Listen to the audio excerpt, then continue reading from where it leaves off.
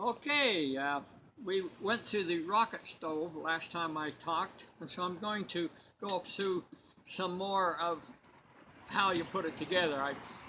I made some wrong moves on that other one. Now, if you remember, we used a gallon type tin. Now this could be a round other than square. It's just that I found the square one and originally did that back in the older days. But now these containers are a little hard to find. So, like I say, you can use a round container or square, so at least a gallon tin type. We used an elbow. Now these are 4-inch diameter elbow, and that's going to be part of the stove. And this is an extension. When this comes to this hole right here, this part, from the inside, it will be a little sharp coming up to the top, so you have to put an extension on it.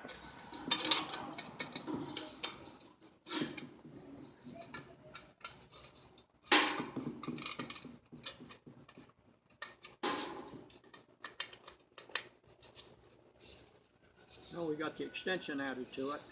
This goes into this, and it lines up with this hole, so this part, I've got a little rivet put right here, so I got a stop on it. We'll come out to the front.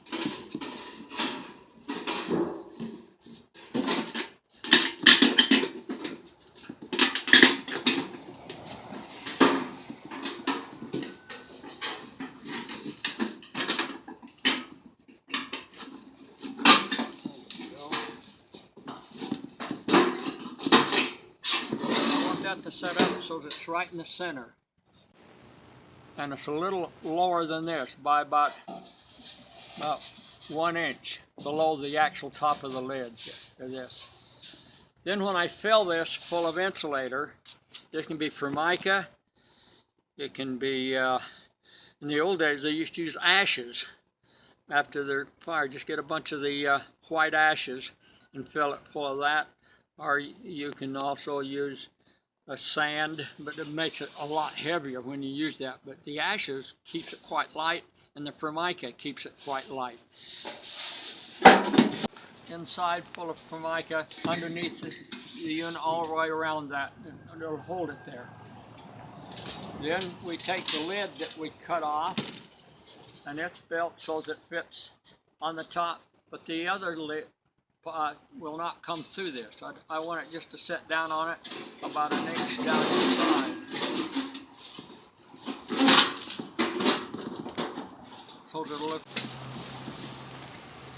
Then they have the fire platform